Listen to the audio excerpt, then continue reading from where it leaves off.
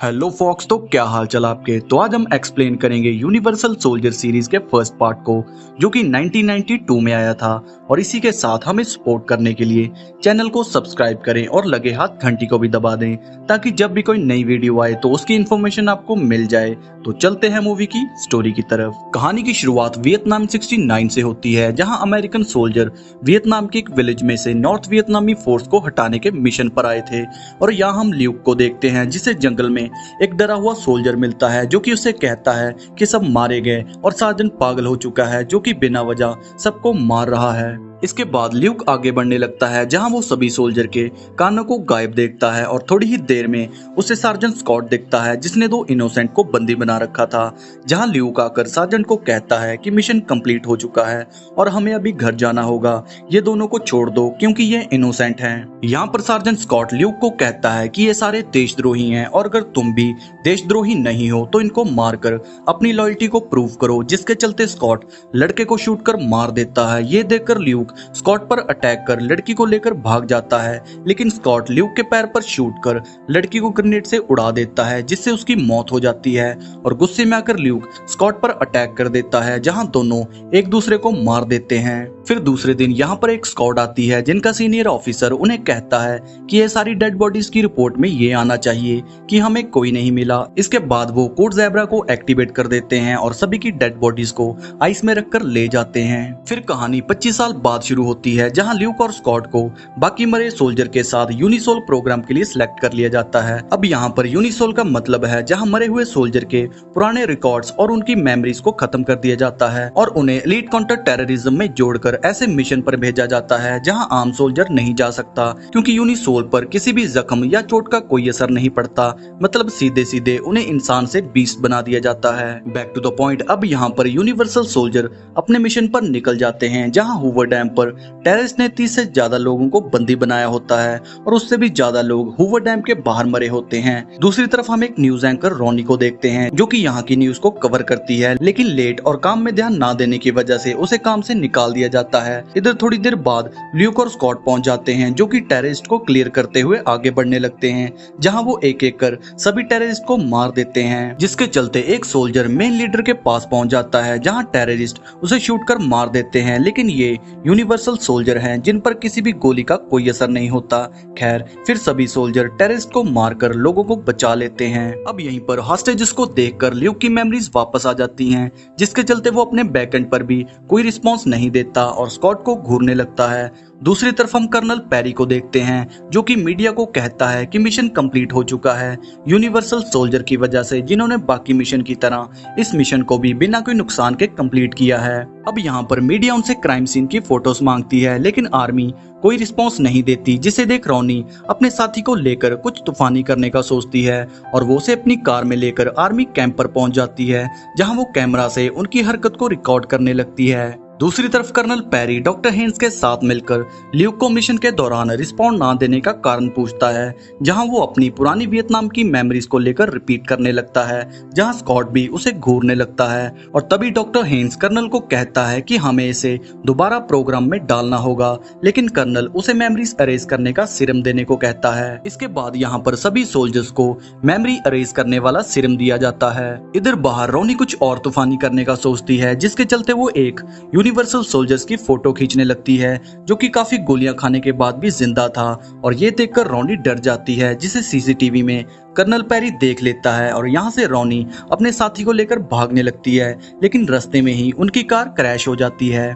अब यहाँ पर रोनी को रोकने के लिए कर्नल पेरी यूनिवर्सल सोल्जर को भेजता है, जो कि उन्हें कार से बाहर निकालते हैं। और यहाँ पर स्कॉट रोनी से उसका कैमरा मांगता है, लेकिन रोनी यहाँ थोड़ी तेज बनने लगती है, जिसके चलते स्कॉट उसके साथी को शूट कर मार देता है और उसके मरते ही ल्यूक की यादें फिर से वापस आ जाती हैं, जहाँ वो स्कॉट को मारकर रोनी को लेकर भाग जाता है। इधर कर्नल पेरी ल्यूक को रुकने का ऑर्डर देता है और थोड़ी ही दूर जाकर ल्यूक कार को रोक देता है। ये देखकर रोनी उसकी आंख पर लगे कैमरा को निकालकर बाहर फेंक देती है, जिसके बाद वो ल्यूक को लेकर यहाँ से भाग जाती है, जिसे देखकर स्कॉट भी बोलने लगता है देशद्रोही। मतलब स्कॉट की भी मेमोरीज थोड़ी थोड़ी वापस आ चुकी हैं। इसके बाद ल्यूक को ढूंढने के लिए कर्नल पेरी सभी को लेकर ल्यूक को ट्रेस करने लगता है और इधर कार में गैस खत्म होने के कारण ल्यूक कार को धक्का मारने लगता है, जहाँ वो आकर एक मोटल में रुकते हैं। अब यहाँ पर रोनी फोन कॉल करने की कोशिश करती है, लेकिन मोटल में ना तो फोन चल रहे होते हैं और ना ही गैस होती है। अब यहाँ पर दोनों मोटल में रूम ले लेते हैं, जहाँ टीवी पर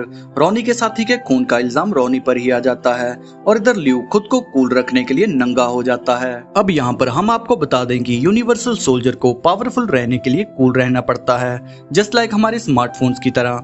बैक टू द मूवी, यहाँ पर ल्यूक को कूल रखने के लिए रोनी बहुत सी आइस को ल्यूक पर डाल देती है, जहाँ वो देखती है कि ल्यूक के सारे जख्म अपने आप ही हील हो रहे हैं। इसके बाद यहाँ ल्यूक को ट्रेस करते हुए यूनिवर्सल सोल्जर आ जाते हैं, जो कि रोनी के रूम के बाहर वेपन्स लेकर खड़े हो जाते हैं और थोड़ी ही देर में वो उन पर गोलियां चलाने लगते हैं। लेकिन जैसे तैसे ल्यूक रोनी को बचा लेता है और यहाँ से एक कपल की कार को लेकर भाग जाता है, जिनको रोकने की स्कॉट पूरी कोशिश करता है। भागते भागते ल्यूक और रोनी काफी दूर आ जाते हैं, जहाँ रास्ते में रोनी ल्यूक को कहती है कि तुम कहां से आए हो, तुम्हारी कोई फैमिली है, क्योंकि तुम आम इंसान जैसे नहीं हो, ना तो तुम्हें कोई चोट लगती है ना दर्द होता है, जिसके चलते ल्यूक थोड़ा कंफ्यूज हो जाता है। फिर आगे जाकर दोनों एक गैस स्टेशन पर रुकते हैं, जहां पर ल्यूक अपने अंदर के ट्रैकर को बाहर निकालने का काम रोनी को देता है, जो कि थोड़ा नखरा करने के बाद मान जाती है। इधर ल्यूक को ढूंढते ढूंढते कर्नल पेरी भी उसकी लोकेशन पर पहुंच जाता है, जहां ट्रिक से ल्यूक सभी सोल्जर को जला देता है,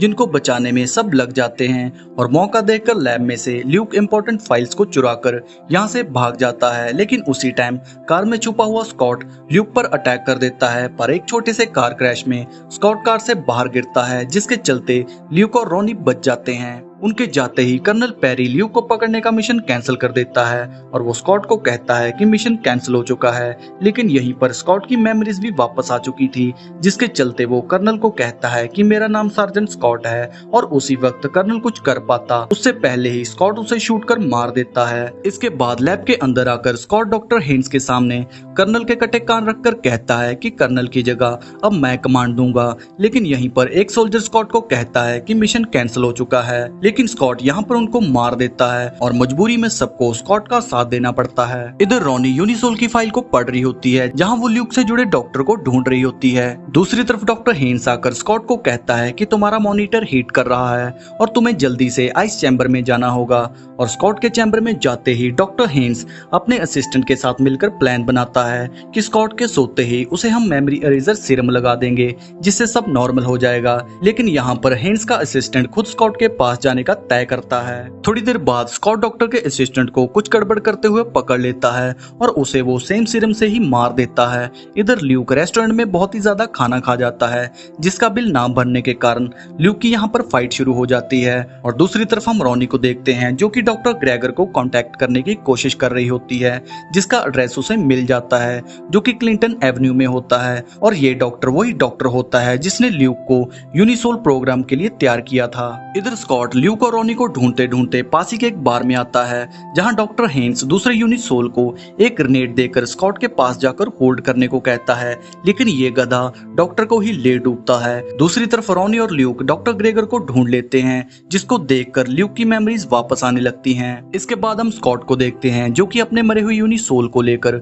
एक मल्टी स्टोर में जाता है, जहां वो उन्हें कोल्ड एरिया में रखकर जगाने की कोशिश करता है, लेकिन कुछ फर्क नहीं पड़ता। इसके बाद स्कॉट लोगों को एनिमीज के बारे में बहकी बहकी बातें बताने लगता है, जिसके चलते वो यहाँ के ऑफिसर को भी मार देता है। इधर डॉक्टर ग्रेगर रोनी को यूनिसोल के बारे में बताता है कि यूनिसोल प्रोजेक्ट 1960 में शुरू हुआ था, जहाँ पर मरे हुए सोल्जर को दोबारा जिंदा कर एक परफेक्ट सोल्जर बनाया जाता था। लेकिन प्रॉब्लम ये थी कि उनके बॉडी टेम्परेचर को ठंडा रखना पड़ता था, और इसी के साथ उन सोल्जर की मरते टाइम की आखिरी यादें भी रहती थी, जिसके चलते ल्यूक और स्कॉट की मेमोरीज में सिर्फ वियतनाम वॉर की ही यादें हैं, क्योंकि उनकी मौत यहीं पर हुई थी। फिर थोड़ी देर बाद टीवी पर हम न्यूज को देखते हैं, जहां कर्नल पेरी का मौत का इल्जाम भी रोनी पर आ जाता है। इसके बाद टीवी पर स्कॉट की न्यूज को दिखाया जाता है, जहाँ डॉक्टर ग्रेगर रोनी को कहता है कि स्कॉट अभी भी वियतनाम वॉर से बाहर नहीं आया है, जिसके चलते वो इतनी गड़बड़ कर रहा है। इसके बाद ल्यूक और रोनी यहाँ से चले जाते हैं, जहाँ पर रोनी ल्यूक को कहती है कि तुम्हें डॉक्टर ग्रेगर द्वारा ट्रीटमेंट की जरूरत है, जिसके बाद हम यूनिवर्सल सोल्जर अथॉरिटी को एक्सपोज कर देंगे। लेकिन यहाँ ल्यूक रोनी को लॉस एंजलिस बस की टिकट देकर यहाँ से जाने को कहता है कि तुम्हें तुम्हारी न्यूज की स्टोरी मिल चुकी है, इसलिए मैं तुम्हें और खतरे में नहीं डाल सकता। इसके बाद रोनी बस में चढ़ जाती है, लेकिन वो ल्यूक को छोड़कर नहीं जाती, और कुछ ही देर में यहाँ पुलिस आकर दोनों को घेर लेती है, जो कि उन्हें गिरफ्तार कर यहाँ से ले जाती जाती है और तभी रास्ते में उन पर स्कॉट अपने साथी सोल्जर के साथ अटैक कर देता है, जहां वो सभी ऑफिसर को मार देता है। इसके बाद स्कॉट यहाँ रॉनी और ल्यूक पर नेड की बारिश करने लगता है, लेकिन थोड़ी देर बाद ल्यूक रॉनी को बस से नीचे कूदने को कहता है, जिसके बाद स्कॉट ल्यूक की बस को नेड के ब्लास्ट में उल्टा देता है और उसे घसीटते हुए खाई के पास ले जाने लगता है।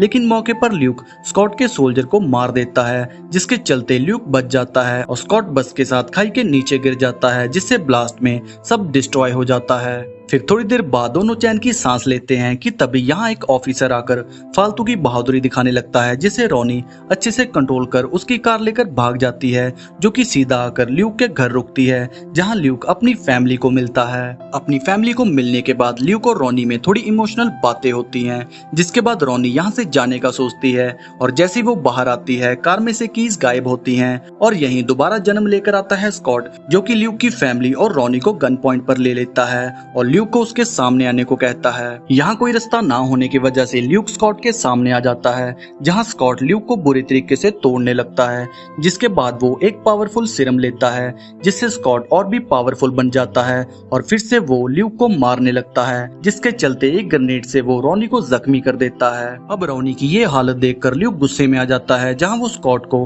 मारने की कोशिश करता है और उसी के चलते वो एक सीरम को स्कॉट की पॉकेट से निकाल लेता है और उसको लेने के बाद ल्यूक भी स्कॉट की तरह पावरफुल बन जाता है, जहां दोनों में बराबरी की टक्कर होती है। थोड़ी देर बाद यहाँ पर ल्यूक स्कॉट को कांटेदार हार्वेस्टर मशीन पर फेंक देता है, जिससे स्कॉट बुरी तरह फंसकर जख्मी हो जाता है, लेकिन अभी भी स्कॉट ल्यूक को मारने की कोशिश करता है, जिसके बाद ल्यूक स्कॉट का कीमा बना देता है। स्कॉट के मरते ही ल्यूक अपने पेरेंट्स को आजाद करता है, जिसके बाद वो जाकर रॉनी को चेक करता है, जो कि ग्रेनेड अटैक में सरवाइव कर चुकी थी, और दोनों के गले मिलते ही ये मूवी की कहानी यहीं पर एंड हो जाती है। Here we go.